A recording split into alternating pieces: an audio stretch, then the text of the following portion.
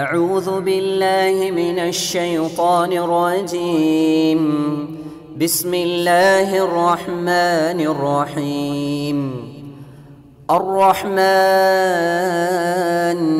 علم القرآن. السلام عليكم ورحمة الله وبركاته. கண்ணியத்திற்குரிய எல்லாம் வல்ல அல்லாஹ்வின் நல்லடியார்களே, பெரியோர்களே, தாய்மார்களே, தமிழ்நாடு தௌஹீத் ஜமாஅத் மாநில தலைமையின் சார்பாக வாரந்தோறும் வாட்ஸ்அப் வழியாக கேட்கப்படுகிற கேள்விகளுக்கு குர்ஆன் மற்றும் ஹதீஸ் அடிப்படையில் பதில் கூறக்கூடிய நிகழ்ச்சி தற்பொழுது நடந்து கொண்டிருக்கிறது.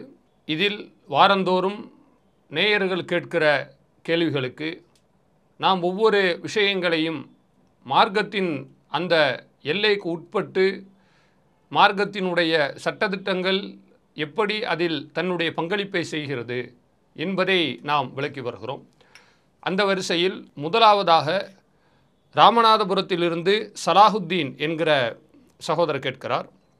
அதாவது, வட்டி சம்பந்தமான தொழிலுக்கு கடையை வாடகைக்கு விடலாமா, அது மார்க்கத்தில் கூடுமா என்பது அவர்களுடைய கேள்வி. பொதுவாக நபி ஸல்லல்லாஹு அலைஹி வஸல்லம் அவர்கள் நாம் நமக்கான சொந்த இடத்தை இன்னொரு நபருக்கு ஒரு ஆதாயத்திற்காக வேண்டி வாடகைக்கு விடுவதை அவர்கள் நமக்கு தடுக்கவில்லை. தாராளமாக நாம் விட்டுக்கொள்ளலாம். ஆனால் சகோதரர் கேட்கிற கேள்வி எந்த இடத்தில் அது சந்திக்கிறது என்று சொன்னால், நீங்கள் ஒரு இடத்தை வாடகைக்கு கொடுக்கிறீர்கள், ஆனால் அந்த இடமானது வட்டி சம்பந்தமான தொழிலுக்கு அவர்கள் பயன்படுத்துகிறார்கள். இதுதான் கவனிக்க வேண்டிய ஒரு பகுதி. வட்டி சம்பந்தமான அந்த தொழிலுக்கு அவர்கள் பயன்படுத்துகிறார்கள் என்று சொன்னால், அந்த தொழிலில் அவர்கள் முழுக்க வட்டியை அடிநாதமாக வைத்துதான் தன்னுடைய தொழிலை அமைத்து கொள்கிறார்கள் என்றால், கண்டிப்பாக அந்த காரியத்தை நீங்கள் தவிர்ப்பது தான் மார்க்க அடிப்படையில் சரியானது. ஏனென்றால், வாடகைக்கு விடுவதில் ரெண்டு சிக்கல் இருக்கிறது. ஒன்று, நாம் விடக்கூடிய அந்த வாடகையானது மார்க்கத்தின் அந்த வரம்புகளுக்கு உட்பட்டு நம்முடைய கையில் வந்து சேர வேண்டும். இது ஒன்று. இரண்டாவது, நாம் விடக்கூடிய அந்த வாடகையினுடைய முறை என்பது ஹலாலான தொழிலுக்காக விடப்பட வேண்டும். ஹலாலான தொழில்னா என்ன, ஹராமான தொழில்னா என்ன? இப்போ வட்டி சம்பந்தமான தொழில் செய்கிறார்கள். உதாரணத்திற்கு வங்கி தொழில் என்று வைத்துக்கொள்ளுங்கள். பேங்க்குக்காக அவங்க நீங்கள் கடையை வாடகை கொடுங்கன்னு கேட்குறாங்க, நீங்களும் கொடுக்குறீங்க. அதில் பேங்க்கு தான் நடத்துகிறாங்க. வேறு எதுவும் தப்பான பிஸ்னஸ் பண்ணுற மாதிரி, வேறு மார்க்கத்திற்கு மாற்றமான பொருட்களை விற்கிற மாதிரி நமக்கு தெரியவில்லை. ஆனால் பிரச்சனை என்னவென்றால், பேங்க்குக்காக அவங்க நடத்தினாலும் கூட அந்த பேங்கினுடைய அந்த செய்கை என்பது, அவர்கள் எதை அடிப்படையாக வைத்து வியாபாரம் செய்கிறார்கள் என்பது மார்க்கத்தில் கவனிக்க வேண்டிய விஷயமாக இருக்கிறது. ஏனென்றால், வங்கி என்பதே முழுக்க வட்டியை அடிப்படையாக கொண்டு நடக்கக்கூடிய ஒரு நிறுவனம் தான். அதில் அடகுக்கு வைக்கிறாங்க, அவங்கள்ட்ட இவங்க வட்டியை வசூல் பண்ணிட்டு தான் நகையை திருப்பி கொடுக்குறாங்க. லோன் இங்கே வச்சு சாங்ஷன் பண்ணுறாங்க, அதுவும் வட்டி தான். இவர்கள் வேறு ஏதாவது ஒரு பொருளாதாரத்தை வேறு யாருக்கு கொடுத்தா, இப்போ உதாரணத்திற்கு நம்முடைய அக்கௌண்ட்டு, சேவிங்ஸ் அக்கௌண்ட்டை நம்ம சொந்தமாக துவங்குகிறோம், அதுக்கு நமக்கு வட்டி பணம் அனுப்புகிறாங்க. இப்படி அவங்களுடைய சர்க்குலேஷனே நீங்கள் பார்த்தீங்கன்னு சொன்னால், ஆரம்பத்திலிருந்து கடைசி வரை வட்டியிலேயே புழங்கி கொண்டிருக்கிறார்கள். இப்படிப்பட்ட இடம் என்பது முழுக்க மார்க்கம் தடுத்த அந்த வியாபார முறையை இவர்கள் அடிப்படையாக கொண்டிருக்கிறார்கள். இது கூடாது. வேறு எது ஹலாலான தொழில் நம்ம சொன்னோம்? இப்போ ஒரு மளிகை கடை நடத்துகிறாங்க, ஒரு டீ கடை நடத்துகிறாங்க, அல்லது வேறு ஏதேனும் மார்க்கத்திற்கு உட்பட்டு ஒரு காய்கறி கடை, ஒரு துணி கடை, இந்த மாதிரி வியாபாரங்களை செய்கிறார்கள், ஹலாலாக செய்கிறார்கள். இதுக்கு நம்ம கொடுக்கலாம், தப்பில்லை. ரெண்டுக்கு உள்ள வித்தியாசம் என்னன்னு சொன்னால், இப்போ மளிகை கடையோ காய்கறி கடையோ துணி கடையோ, அது முழுக்க மார்க்கத்தினுடைய எல்லைக்கு உட்பட்ட ஒரு வியாபார முறை. அதில் அவங்க தப்பான விஷயத்தை செய்கிறார்கள் என்றால் அது நமக்கு கேள்வியாகாது. இப்போ உதாரணத்துக்கு எடுத்துங்க, ஒரு துணி கடைக்காரு, அவர் வியாபாரம் பண்ணுறாரு, பண்ணும்போது இடையிலேயே முதலீடு பற்றாக்குறைக்காக வட்டிக்கு வாங்கி அங்கே அவர் வியாபாரத்தில் போடுறார். இப்போ இந்த வியாபார முறை தப்பு கிடையாது. எது, இந்த துணிக்கடை அந்த வியாபாரம்ங்கிற அந்த ஒரு பேட்டர்ன் தவறு கிடையாது. இவர் செய்கிற அந்த ஒரு பாணி இருக்கு இல்லையா, அது தவறு. அதுக்கு இவர் அல்லாஹ்விடத்தில் வந்து குற்றவாளியாக மாறுவார், அது மறுப்பு இல்லை. சம்பந்தப்பட்டவர் குற்றவாளியாக மாறுவார். ஆனால் இந்த வியாபார முறை தவறா? மளிகை கடை, துணி கடை, அது தப்பில்லை. அந்த மாதிரி காரியங்களுக்கு கொடுக்கும் பொழுது அது நமக்கு வந்து குற்றமாக மாறாது என்பதை நீங்கள் புரிஞ்சுக்கங்க. ஆனால் அதே நேரத்தில் இந்த வட்டி தொழில் என்பதை பொறுத்தவரை முழுக்க முழுக்க அவர்கள் அதுக்காகத்தான் பயன்படுத்துகிறாங்க என்று இருந்தால் அவசியம் நீங்கள் அதை தவிர்த்துக்கிட்டு தான் ஆகணும். ஏனென்று சொன்னால் அது மாதிரி காரியங்களுக்கு நம்ம உதவி செய்யக்கூடிய நேரத்தில் அல்லாஹ் ரப்புல் ஆலமீன் நமக்கு கடுமையான எச்சரிக்கையை சொல்லி காட்டுகிறான். வலா தஆவனு அலல் இஸ்மி வல் உதுவான், தீமையிலும் வரம்பு மீறுதலிலும் நீங்கள் ஒருவருக்கொருவர் உதவி செய்யாதீர்கள் என்று அல்லாஹ் சொல்லுகிறான். உதவி செஞ்சால் என்ன நடக்கும்? அவங்க வந்து வட்டி சம்பந்தமான தொழிலுக்கு உங்கள்கிட்ட கேட்குறாங்க, நீங்கள் கொடுத்தா என்ன ஆகும்? வேறு ஏதாவது ஆகிடுமா? போலீஸ் நம்மளை தூக்கி உள்ளே வச்சுடுவாரா? இல்லை கோர்ட்டில் போய் நிறுத்திடுவாங்களா? அப்படியெல்லாம் இல்லை. நீங்கள் செய்யாதீங்க.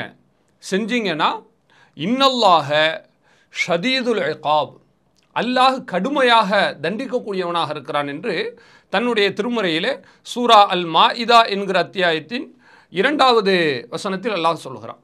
ஆக அந்த அடிப்படையில் முழுக்க முழுக்க தொழிலே ஹராமான முகாந்திரத்தில் இருக்கிறது, ஹராமான அடிப்படையில் இருக்கிறது என்று இருந்தால் அவசியம் அதை தவிர்த்துக்கிறது தான் வேணும்.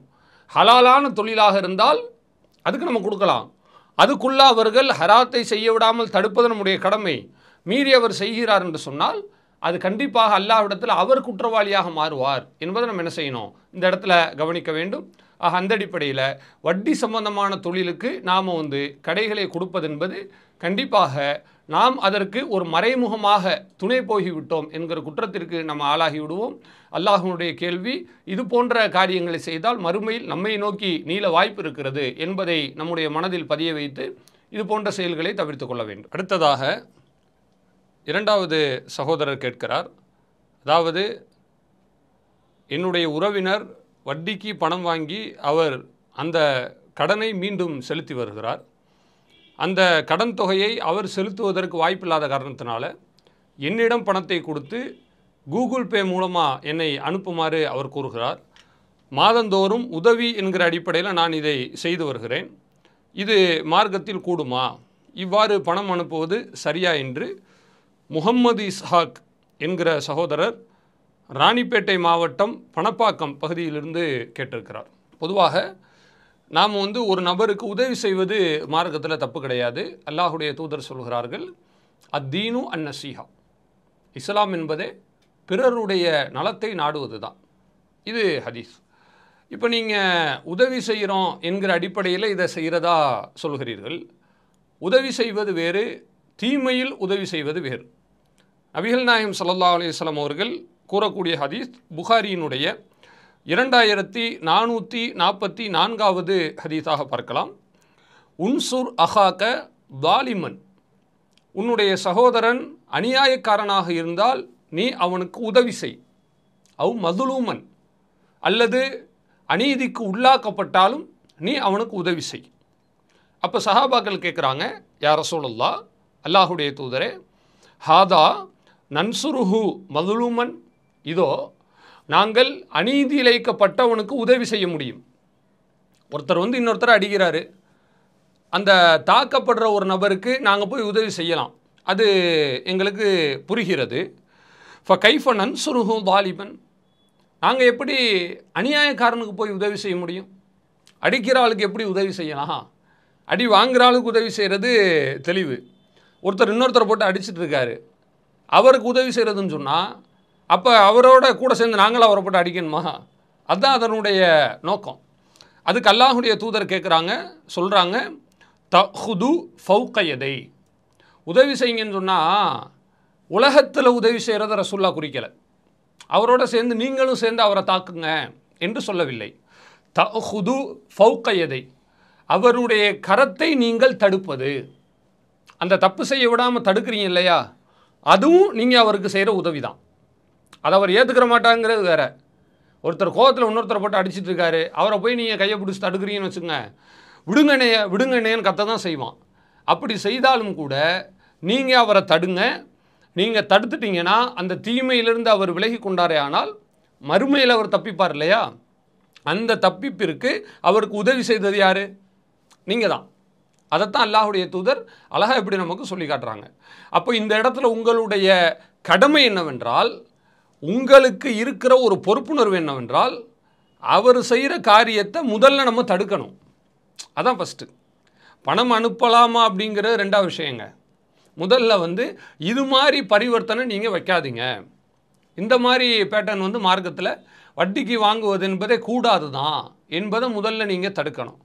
மீறி அவர் உங்களுக்கு கட்டுப்பட மறுத்து, அல்லாஹுடைய தூதர் சொல்லக்கூடிய அடிப்படையில் மன்ற ஆமின் முன்கரன், உங்களில் யாராவது தீமையை கண்டால் ஃபல்யு கையிரு பியதி, ஒன்று கையால் தடுங்க, உங்களுக்கு முடியலையா ஃபபி லிசானி, நாவால் தடுங்க, முடியலையா ஃபபி கல்பி, வெறுத்து ஒதுங்கிருங்க. மூணில் ஒன்று தான். ஒன்று நீங்கள் கையால் தடுக்கணும், உங்களுக்கு பவர் இருந்தால். இப்போ உங்கள் பையன் தப்பு பண்ணுறாரு, கையால் தடுக்கலாம். 2 தட்டு தட்டி ஃபுல்லாக செய்யாதப்பா அப்படின்னு சொல்லலாம். ரெண்டாவது, அவர் பக்கத்தில் உள்ள வீட்டு பையன் தப்பு பண்ணுறான், அவனை போய் நம்ம கையால் தட்ட முடியாது. ஃபபி லிசானி, வாயால் சொல்லி தடுக்கலாம், இப்படிலாம் செய்யாதன்னு. யாரோ ஒரு ஆள் தப்பு பண்ணிகிட்டு இருக்கான், யாரோ ஒரு ஆள் ரோட்டில் நின்று சிகரெட் குடிக்கிறாரு, நீங்கள் அவரை சொல்லவும் முடியாது, அவரை கையாலையும் தடுக்க முடியாது, தடுத்தா கேட்கவும் மாட்டான். இந்த மாதிரி இருக்கக்கூடிய நேரத்தில் நாம் உள்ளத்தால் வெறுத்து ஒதுங்குவது தான் மார்க்க அடிப்படையில் சரியானது. இப்போ நீங்கள் செய்யக்கூடிய காரியம் எதில் இருக்குன்ற நீங்கள் பார்த்துக்கணும். ஆக மொத்தம் இந்த 3ல் ஒன்றா நீங்கள் செஞ்சு தான் ஆகணும். கையால் தடுங்க, வாயால் தடுங்க, அல்லது வெறுத்து நீங்கள் ஒதுங்கி வந்து விடுங்கள். உங்களுக்கு கட்டுப்பட மாட்டார்கள் என்று சொன்னால் நீங்கள் அதை விட்டு வெளியே வந்து விடலாம். இதான் மார்க்கத்தில் உள்ளதே ஒழிய நீங்கள் என்ன செய்யக்கூடாது, அதுக்கு போய் துணை போவது என்பது. அதாவது நீங்கள் கூகுள் பேலாம் மறந்துடுங்க, டெக்னாலஜியை கழிச்சிட்டு நம்ம பார்ப்போம். கூகுள் பே இல்லை, அவர் கையில் வட்டிக்கு வாங்கின கடனை திருப்பி வச்சுட்டு இருக்காரு, வட்டியை கொடுத்த ஒரு தூரத்தில் இருக்கிறாரு. இருக்கக்கூடிய நேரத்தில் நீங்கள் இந்த பணத்தை வாங்கிட்டு போய் கொடுக்குறீங்க, இது கூடுமா கூடாதா? இதுதான் கூகுள் பேக்கும் பொருந்தும். கூகுள் பே அது டெக்னாலஜி, அதாவது நம்பர்ஸில் நம்முடைய பணம் கைமாறுகிறது.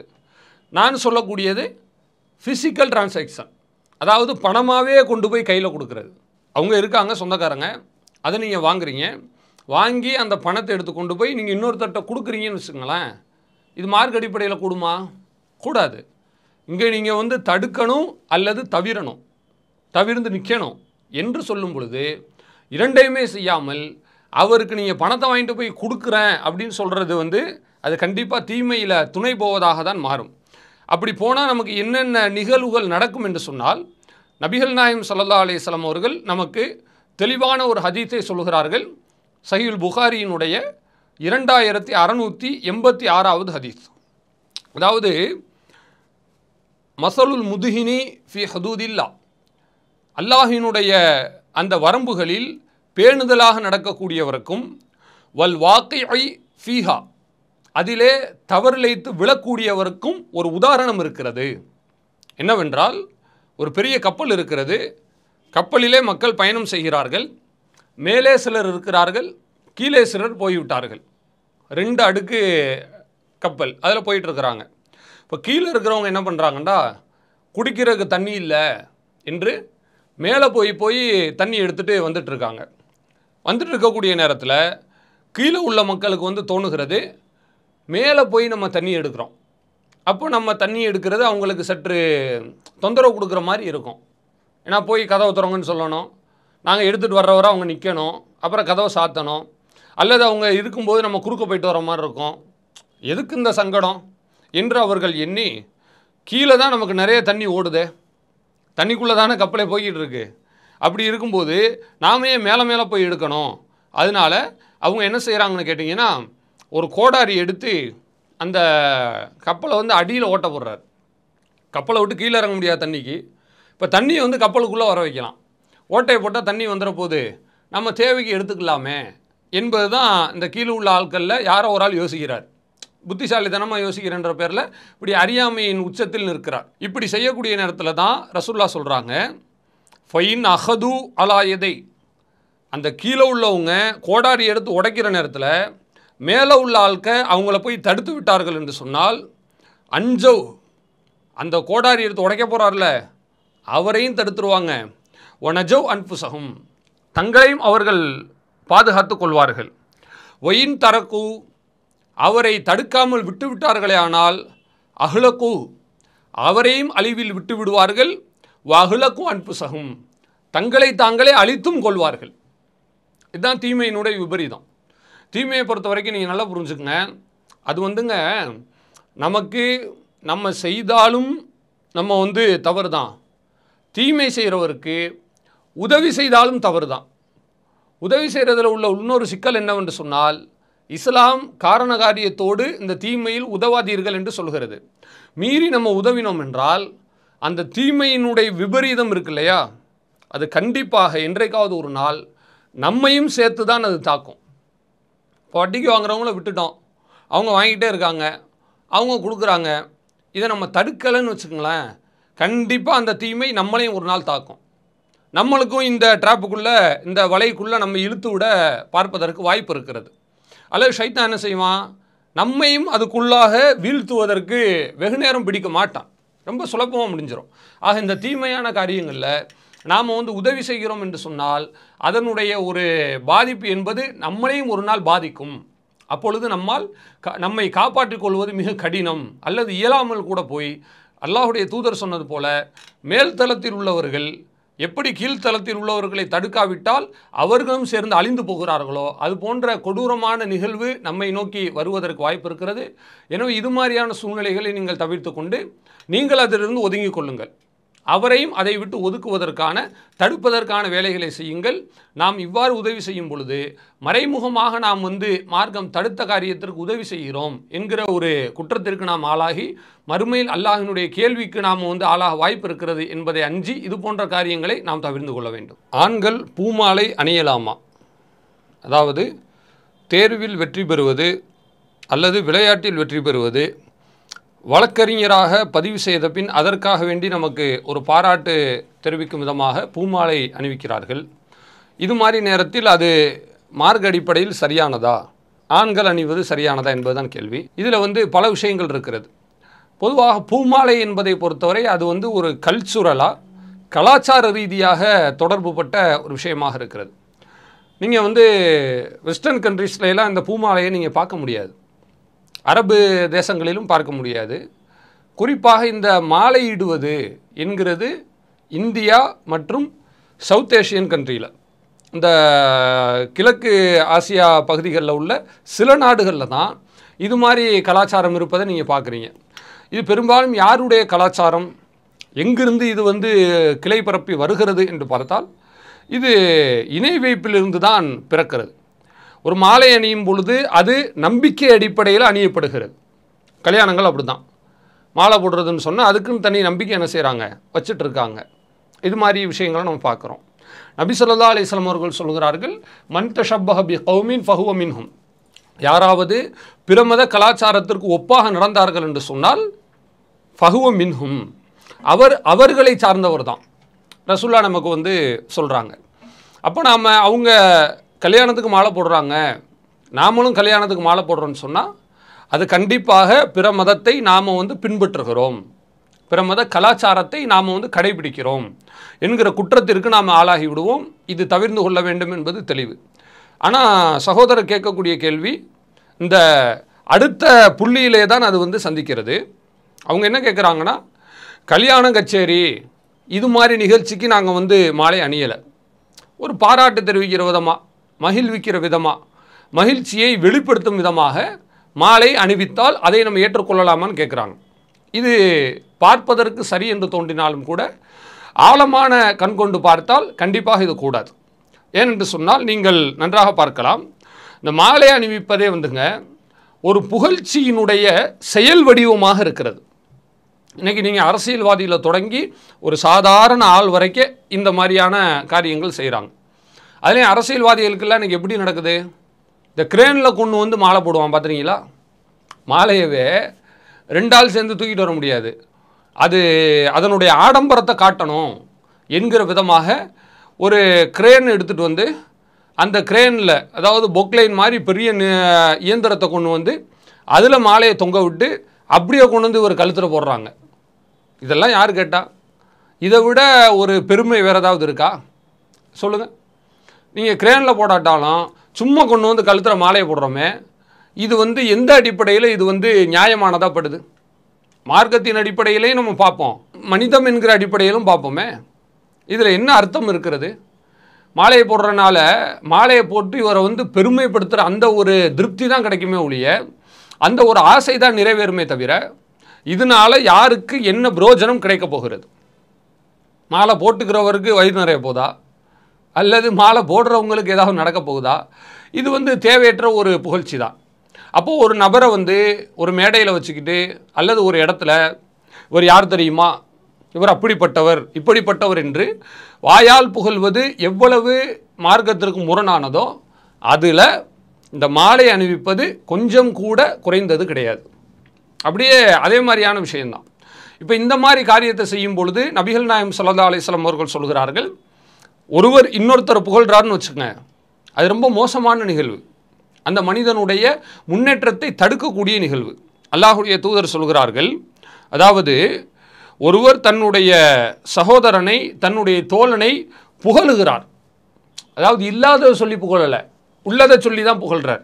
அப்படி புகழ்ந்தாலும் கூட வைலக், அல்லாஹ்வுடைய தூதர் சொல்கிறாங்க, நீ புகழ்ந்தால் உனக்கு நாசம் உண்டாகட்டும், கத்தாத்த உனுக்கஹு, உன்னுடைய தோழரின் கழுத்தை நீ உடைத்து விட்டாய். அதாவது ஒரு ஆளை ஓவர் எஸ்டிமேட் பண்ணவே கூடாது. மாலை போடுவது என்பது புகழ்ச்சியினுடைய துவக்கம். மாலைக்கு பின்னாடி என்னவெல்லாம் நடக்கும்? இப்போ கேள்வி கேட்டவங்களுக்கு அதனுடைய விஷயம் தெரியும், கேட்காத மக்களுக்காக வேண்டி நான் சொல்கிறேன். ஒரு சபையில் இந்த மாதிரி ஒரு வெற்றிக்கு பரீட்சையில் பாஸ் ஆகிட்டோம், அல்லது ஒரு விளையாட்டில் ஜெயிச்சிட்டோம், அல்லது ஒரு தொழிலே நம்ம ஒரு உயரத்தை தொட்டு விட்டோம் என்று நம்முடைய கழுத்தில் கொண்டு மாலை அணிவிக்கிறார் என்று வைத்துக்கொள்ளுங்கள். அது மாலையோடு நிற்குமா? நிற்காது. மாலை என்பது தீமையினுடைய வாசற்படி தான். அதை போட்டால் அதை ஒட்டி நடக்கிற எல்லா நிகழ்வுகளையும் யோசிச்சு பாருங்க, அது அநாகரிகத்தின் உச்சமாக இருக்கிறது. மார்க்கத்தின் பெயராலோ அல்லது மார்க்கத்திற்கு வெளியிலோ தீமை செய்வதனுடைய ஒரு தொடக்க புள்ளியாக இருக்கிறது. அப்போ இந்த மாதிரி மாலைகள் இன்றைக்கி எப்படி விற்கிறாங்கன்னு நீங்கள் நல்லா யோசிச்சு பாருங்க. அல்லாஹுடைய குர்ஆன் வசனம் உள்ளது, குலு வஷரபு, நல்லா சாப்பிடுங்க, நல்லா குடிங்க, நீங்கள் எதுவும் கஞ்சத்தனம் செய்ய வேண்டாம். வலா துஸ்ரிஃபு, நீங்கள் வீண் விரயம் செய்யாதீங்க. இன்னஹு லா யுஹிப்புல் முஸ்ரிஃபீன், வீண் விரயம் செய்பவர்களை அல்லாஹ் விரும்ப மாட்டான் என்று குர்ஆனுடைய வசனம் சொல்கிறது. இது அனாவசியமா அத்தியாவசியமா? ஒருவேளை சாப்பாடு 100 ரூபாய்க்கு பதிலாக நீங்கள் 150 ரூபாய்க்கு திருப்தியாக சாப்பிட்றீங்களா? சாப்பிட்டுக்குங்க. ஒரு மாலையை போயிட்டு நம்ம 10,000க்கும் 15,000க்கும் வாங்கிட்டு போடுறது குறைஞ்சபட்சம். காஸ்ட்லியான மாலைகள்னால் 50,000, 40,000, 30,000 இப்படியெல்லாம் நம்ம இருக்கிறோன்னு பார்க்குறோம். மாலையை பொறுத்த ரேட்டு. இந்த ஒரு மாலைக்கு போட்டால் ஒரு நாளில் வாடி கசங்கி தூக்கி நம்ம குப்பையில் போட்டுற போகிறோம். இதுக்கு போய் இவ்வளோ தூரத்தை செலவழிப்பது என்பது இது வீண் விரயத்தினுடைய ஒரு முக்கியமான கட்டம் தானே. அப்போ இதை எப்படி நாம் சரி காண முடியும் யோசிங்க. அந்த அடிப்படையில் இந்த மாதிரி மாலை அணிவது என்பது அது தீமையை நோக்கி நம்மை தள்ளுகிறது பல வகைகளில். ஒன்று ஆடம்பரம், ரெண்டாவது முகஸ்துதி, அதாவது பெருமைக்காக ஒரு மனிதன் தன்னுடைய காரியத்தை அமைத்துக் கொள்வது, மூன்றாவது வீண் விரயத்தினுடைய உச்சமாக இருக்கிறது. இதையெல்லாம் நம்ம செய்யக்கூடிய நேரத்தில் கண்டிப்பாக அல்லாஹுடைய தூதர் சொன்னது போல அல் ஃபுஜூர், தீமையானது யஹ்தி இலன் நார், அது நரகிற்கு தான் வழிகாட்டும் என்று சொன்னார்கள். அப்படிப்பட்ட நரகத்திற்கு நாம் போய் செல்வதற்கு வாய்ப்பு இருக்கிறது என்பதை நாம் இந்த இடத்துல கவனிக்க கடமைப்பட்டிருக்கிறோம். ரெண்டாவது இதில் முக்கியமாக கவனிக்க வேண்டிய விஷயம், நாம் இந்த காரியத்தை செய்யும் பொழுது, எந்த காரியத்தை செய்யும் பொழுதும் நமக்கு ஒரு புகழ்ச்சி கிடைக்கிறதா, ஒரு சாதனையை நம்ம படைத்து விட்டோமா, முடியாத காரியத்தை நாம் செய்து முடித்து விட்டோமா, அந்த புகழ் அனைத்துமே அல்லாஹ் ஒருவனுக்கு. இதுதான் இஸ்லாமிய பார்வை. நபிமார்கள் தொடங்கி நல்லடியார்கள் தொடங்கி நபி ஸல்லல்லாஹு அலைஹி வஸல்லம் அவர்கள் வரை யாரை வேண்டுமானால் நீங்கள் எடுத்துக்கங்க, அசாத்தியமான காரியங்களை எல்லாம் அவர்கள் சாத்தியமாக்கி காட்டியிருக்கிறார்கள். ஆனால் சாத்தியமாக்கி முடிச்சுட்டு அவங்க என்ன சொன்னாங்க? அல்ஹம்துலில்லாஹ், அல்லாஹுக்கு எல்லா புகழும் என்று சொன்னார்கள். லா இலாஹ இல்லல்லாஹு வஹ்தா, அல்லாஹுவை தவிர வேறு வணக்கத்திற்குரியவன் யாரும் இல்லை என்று நபி ஸல்லல்லாஹு அலைஹி வஸல்லம் அவர்கள் போர் வெற்றியின் பொழுது சொல்லியிருக்கிறார்கள். மக்கா வெற்றி கிடைக்கிறது. அந்த மக்கா வெற்றி கிடைக்கும் பொழுது கூட நபி ஸல்லல்லாஹு அலைஹி வஸல்லம் அவர்கள் அந்த பெருமையை தனதாக்கி கொள்ளவில்லை. நான் சாதிச்சிட்டேன் பார்த்தீங்களா அப்படின்னு அவங்க சொல்லலை. அவங்க என்ன செஞ்சாங்க, அல்லாஹுக்கு தான் அந்த புகழ்ச்சியை வந்து சாட்டினார்கள். அப்போ மாலையை அணிவித்துக் கொள்வது என்பது அது புகழ்ச்சியினுடைய வெளிப்பாடு. தன்னைத்தானே புகழ்வது அல்லது வேறு ஒருவர் தன்னை புகழ்வது ரெண்டுமே கூடாது. வலஹு அல் கிப்ரியாஉ ஃபிஸ் ஸமாவாத்தி வல் அர்ள், வானங்கள் பூமியிலே உள்ள அந்த பெருமை அனைத்துமே அல்லாஹ் ஒருவனுக்கு சொந்தமானது என்றுதான் குர்ஆன் வசனம் சொல்கிறது. எனவே இந்த மாலை அணிவித்தல் என்பது இணை வைப்பு நம்பிக்கை இல்லாமல் அணிந்தாலும் கூட அது தீமையினுடைய வாசற்படியாக இருக்கிறது, ஆடம்பரத்தினுடைய துவக்கமாக இருக்கிறது, வீண் விரயத்தினுடைய முழு வடிவமாக இருக்கிறது. இன்னும் சொல்லப்போனால் அல்லாஹுக்கு செலுத்த வேண்டிய அந்த நம்பிக்கையை தனதாக்கி கொண்டு அந்த புகழை தனக்கென்று வைத்துக்கொண்டு அது தீமையில் நம்மை நரகத்தில் கொண்டு போய் தள்ளுகிற அளவிற்கு விபரீதமான செயலாக இருக்கிறது. எனவே இது பொருளற்ற மிகப்பெரிய ஒரு வீண் விரயமாக இருக்கிற காரணத்தினால கண்டிப்பாக இதை தவிர்த்து கொண்டு ஆக்கப்பூர்வமாக நம்முடைய செயல்களை செய்ய வேண்டும். நீங்கள் நல்லா வந்து எக்ஸாமில் படித்து பாஸ் ஆகிட்டீங்களா, அல்ஹம்துலில்லாஹ், அல்லாஹ்வுக்கு எல்லா புகழும், சந்தோஷம். நீங்கள் 4 பேருக்கு அதை வந்து பயிற்றுவீங்க, உங்களை மாதிரி 4 பேர்த்த உருவாக்குங்க. அந்த நன்மையை அல்லாஹ்விடத்தில் நீங்கள் பெற்றுக்குங்க. நீங்கள் வந்து ஒரு வழக்கறிஞராகி ஒரு பார் கவுன்சிலில் முக்கியமான இடத்துக்கு நீங்கள் போயிட்டீங்க, உங்களை தவிர்த்துட்டு எதுவும் செய்ய முடியாதுன்னு அவங்க இருக்காங்களா? பாராட்டு நடத்தணும்னு கேட்குறாங்களா? சொல்லி புரிய வைக்கலாம், தப்பில்லை. இது மாதிரி காரியத்தில் எனக்கு உடன்பாடு இல்லை, இது நல்லதும் இல்லை, இது யாருக்கும் செய்யவும் வேண்டாம், எனக்கு இதில் ஒப்புதல் கிடையாது, நான் வந்து இன்னும் அதிகமாக மக்களுக்கு சேவை செய்யணும்னு நினைக்கிறேன், இதை செஞ்சு என்னை நீங்கள் சுருக்கிறாதீங்க. அது சுருக்குதல் தானே. ஒரு நபர் வந்து இன்னும் போக வேண்டிய தூரம் எவ்வளவு இருக்குது. ஒரு புத்திசாலி வந்துங்க ஒரு காரியத்தை அச்சீவ் பண்ணிட்டான்னு சொன்னால் அவன் அடைஞ்சிட்டானா அடுத்து என்னன்னு நினைப்பான். இது புத்திசாலிக்கு அழகு. ஆனால் அடுத்து என்னன்னு நினைக்காம நம்ம இதிலே நம்ம செட்டில்ட் ஆகிட்டோம் அப்படின்னு நினைப்பது அது அறிவுக்கு ஒவ்வாத ஒரு செயல். கண்டிப்பாக இது மாதிரி காரியத்தை தவிர்த்து விட்டு ஆக்கப்பூர்வமாக மக்களுக்கு சேவை செய்யக்கூடிய ஒரு நபராக அல்லது மக்களுக்காக உழைக்கக்கூடிய நபராக, அநீதிகளுக்கு எதிராக குரல் கொடுக்கும் நபராக நீங்கள் இருந்தால் அதுதான் உங்களுக்கு அல்லாஹ்விடம் கிடைக்கிற மிகப்பெரிய விருது என்பதை நம்ம கவனத்தில் கொண்டு இது மாதிரியான ஒரு விருதுகளை தவிர்த்து விட்டு அல்லாஹ்வினுடைய அந்த பரிசுக்காக வேண்டி காத்திருப்பதுதான் ஒரு முஸ்லீமினுடைய சரியான பண்பு. அதாவது ஏசி, ஃப்ரிட்ஜ், வாஷிங் மிஷின் இது மாதிரியான பொருட்கள் இஎம்ஐ முறையில் ஒரு கடையில் விற்பனை செய்கிறார்கள். அந்த கடைக்கு நாம் வேலைக்கு செல்லலாமா, இது மார்க்கத்தில் கூடுமா என்று கேட்கிறார்கள். பொதுவாக தீமையில் நாம் கலந்திருப்பதும் தவறு, தீமை செய்வதும் தவறு, தீமைக்கு உதவி செய்வதும் தவறு. நபி ஸல்லல்லாஹு அலைஹி வஸல்லம் அவர்கள் இந்த தீமைக்கு எதிராகத்தான் மிகப்பெரிய ஒரு விஷயங்களை எல்லாம் அவர்கள் வந்து செய்திருக்கிறார்கள். ஒரு முறை ஒரு சஹாபி நபி ஸல்லல்லாஹு அலைஹி வஸல்லம் அவர்களை ஒரு சாட்சிக்காக வேண்டி அழைக்கிறார். அதாவது, நான் என் பிள்ளைக்கு சொத்தை கொடுக்க போகிறேன், அதுக்கு நீங்கள் வந்து சாட்சியாக இருங்க என்று சொல்கிறார்கள். அப்போ அல்லாஹ்வுடைய தூதர் கேட்குறாங்க, உங்களுக்கு மற்ற பிள்ளைங்க இருக்காங்களா? இருக்காங்க. அவங்க எல்லாத்துக்கும் இது மாதிரி சமமாக கொடுத்துட்டீங்களா? இல்லைன்றாங்க. இல்லைன்னு சொன்ன உடனே அப்போ நபி ஸல்லல்லாஹு அலைஹி வஸல்லம் அவர்கள் அழகாக சொல்கிறார்கள், தீமையான காரியத்திற்கு என்னை நீங்கள் சாட்சியாக மாற்றாதீர்கள். இதான் விஷயம். வத்தகுல்லா, நீங்கள் அல்லாஹ் அஞ்சிக்குங்க. வஅதிலு பைன அவுலாதிக்கும், உங்கள் பிள்ளைங்களுக்கு நடுவில் நீதியாக நடந்துக்குங்க. இங்கே நமக்கான விஷயம் என்ன? ஒரு தீமை செய்யாமல் அல்லாஹுடைய தூதர் இருக்கிறார்கள் என்பதை கடந்து தீமையில் உதவியும் செய்யாமல் இருக்கிறார்கள். அப்போ நீங்கள் இஎம்ஐ அப்படிங்கிற பொறுத்த வரைக்கும் இன்றைக்கி நமக்கு வந்து பழி சென்று தெரிகிறது. அது 0% இஎம்ஐ என்று போட்டாலும் கூட அதில் உள்ள சில தந்திர ஏமாற்ற வேலைகள் எல்லாம் இன்றைக்கு அப்பட்டமாக மக்களால் கண்டுபிடிக்கப்படுகிறது. அப்போ இஎம்ஐ அப்படின்னு போடுறது வந்துங்க, அது பேசிக்காக நமக்கு வந்து வட்டியினுடைய ஒரு அது மென்மையான வடிவம் தான். இன்ட்ரெஸ்ட்டுன்னு சொல்லாமல் இஎம்ஐ என்று சொல்கிறார்கள். அதில் 1%, 0% இப்படியெல்லாம் போட்டுக்கொள்கிறார்கள். ரெடி பேமெண்ட்டில் நீங்கள் ஒரு பொருளை வாங்குறீங்கன்னா கண்டிப்பாக இந்த அமௌண்ட்டை விட குறைச்சி தான் கொடுப்பாங்க. அதாவது இன்றைக்கி நம்ம நாட்டினுடைய பிஸ்னஸ் பாலிசி எப்படி மாறிவிட்டது என்று சொன்னால், வியாபார முறை எப்படி மாறிவிட்டது என்று சொன்னால், ஆரம்பத்தில் அவன் சொல்லக்கூடிய விலை வந்துங்க கடன் ரேட்டுக்கு தான் சொல்கிறான். அதாவது கிரெடிட்டுக்கு தான் விலையே சொல்வது. நீங்கள் பணம் கொடுத்தாலும் அதுதான் ரேட்டு. சாமர்த்தியமாக நம்ம வாங்குவதில் தான் நம்முடைய திறமை இருக்கிறது. 450 ரூபா பொருளை 425 ரூபாய்க்கு வாங்க முடியும். அவன் 25 ரூபா ஏன் சேர்த்து சொல்கிறான்? இவங்க கடனுக்கு தான் நம்மகிட்ட வாங்க போகிறாங்க. வாங்கிட்டு கடன் அடைக்கிறதுக்கு எப்படியும் 1 மாதம் ஆகும், 2 மாதம் ஆகும். பெரிய குவான்டிட்டி அமௌண்ட்டாக இருந்தால், இப்போ 50,000 60,000 இந்த மாதிரி ஒரு அன்றாட பொருளுக்கு ஒரு அதிக விலை கொடுத்து வாங்கக்கூடிய பொருட்களாக இருந்தால் அதுக்கு 1 வருஷம் வரையும் கூட என்ன செய்வாங்க, இஎம்ஐ வந்து பாலிசி கூடவும் கொடுக்குறாங்க. ஒவ்வொரு கம்பெனியை பொறுத்து அது மாறும்னு வைங்களேன். அப்போ இந்த மாதிரி செய்யும் பொழுது கண்டிப்பாக அது வந்து வட்டியினுடைய ஒரு முகம் என்பது ஊரறிந்த உண்மைதான். இந்த மாதிரி காரியத்திற்கு நாம் வந்து ஏதாவது உதவி செய்கிறோம் என்று சொன்னால் கண்டிப்பாக அந்த தீமை நம்மளையும் என்ன செய்யும், தாக்கும் என்பதை நம்ம இந்த இடத்துல கவனிக்க கடமைப்பட்டிருக்கிறோம். இது மாதிரி வட்டி சம்பந்தப்பட்ட விஷயங்களை பொறுத்தவரை நபிகள் நாயகம் ஸல்லல்லாஹு அலைஹி வஸல்லம் அவர்கள் நமக்கு கடுமையாக அதை வந்து தடுத்திருக்கிறார்கள். அதுக்கு ரசூலுல்லாஹ் சொல்கிறாங்க, அதாவது அப்துல்லா பின் மசூத் என்கிற சஹாபி அறிவிக்கிறார், முஸ்லீமில் பதிவு செய்யப்பட்ட ஹதீஸ், லஅன ரசூலுல்லாஹி ஸல்லல்லாஹு அலைஹி வஸல்லம் ஆக்கிலர் ரிபா, வட்டிக்கு கடன் வாங்கி உண்பவர் அவரை அல்லாஹுடைய தூதர் சபிக்கிறார்கள். வ மூக்கிலஹு, வட்டிக்கு கடன் கொடுப்பவர் அவரையும் சபிக்கிறார்கள்.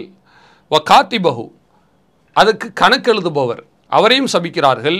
வ ஷாஹிதை, 2 சாட்சி அவர்களையும் அல்லாஹுடைய தூதர் சபிக்கிறார்கள். அப்போது இதில் நீங்கள் நல்லா கவனிங்க, கொடுக்குற ஆள் வாங்குற ஆள் இவங்களை சபித்தால் ஓகே, இந்த சாட்சிகளையெல்லாம் ஏன் சபிக்கணும், அதுக்கு கணக்கு எழுதுகிற ஆளை ஏன் சபிக்கணும், உதவி செய்யக்கூடாதுன்றது தான். ஏன் அப்படின்னா, நீங்கள் கொடுக்காதீங்க வாங்காதீங்கன்னு சொல்லிட்டா இப்போ தந்திரமாக மக்கள் கையாளுவாங்க. நான் வட்டிக்கு கொடுக்கல, அவர் கொடுக்குறாரு, அவர்கிட்ட நான் வாங்கி இவருக்கு கொடுக்குறேன் இப்படி சொல்லுவாங்க இல்லையா. இதனால தான் டோட்டலாக அதனுடைய டிரான்சாக்ஷனை கட் பண்ணுறதுக்காகத்தான் நீ சாட்சியாக கூட இருக்காத என்று அல்லாஹுடைய தூதர் சொல்வதை நம்ம பார்க்குறோம்.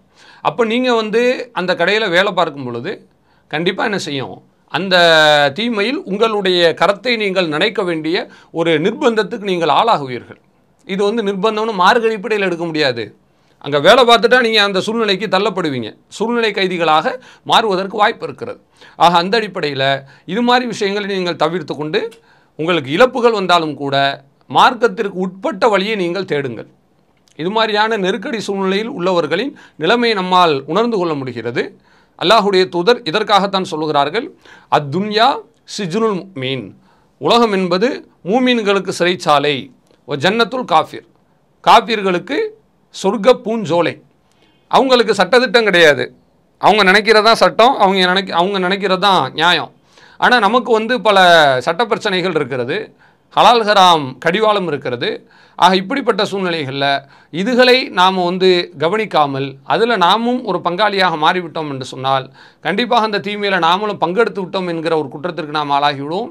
இது மாதிரி விஷயங்களை தவிர்த்து கொண்டு இந்த பிரச்சனை இல்லாத கடைகளில் நீங்கள் பணிக்கு சேருங்கள், அல்லது இந்த பிரச்சனையை அவர்களை கைவிடுமாறு நீங்கள் வந்து வலியுறுத்தி கேட்டுக்கொள்ளலாம். அப்படி அவர்கள் கைவிட்டு விட்டார்கள் என்று சொன்னால் தாராளமாக அங்கே நீங்கள் இருக்கலாம். எனவே மார்க்கத்திற்கு மாற்றமான காரியங்கள் நடக்கிற எந்த ஒரு நிறுவனத்திலும் நாம் பணிபுரியும் பொழுது அந்த நிறுவனத்தின் மார்க்கத்திற்கு மாற்றமான காரியத்திற்கு நாமும் உதவி செய்யக்கூடிய ஒரு நிர்பந்தத்துக்கு ஆளாகி விடுவோம் என்கிற காரணத்தினால இது மாதிரி தீமை செய்யாவிட்டாலும் கூட தீமைக்கு உதவுகிற அந்த காரியத்தையும் நீங்கள் தவிர்த்து கொள்ள வேண்டும் என்பதுதான் சகோதரருடைய கேள்விக்கான பதில். அல்லாஹு அக்பர், அல்லாஹு அக்பர்.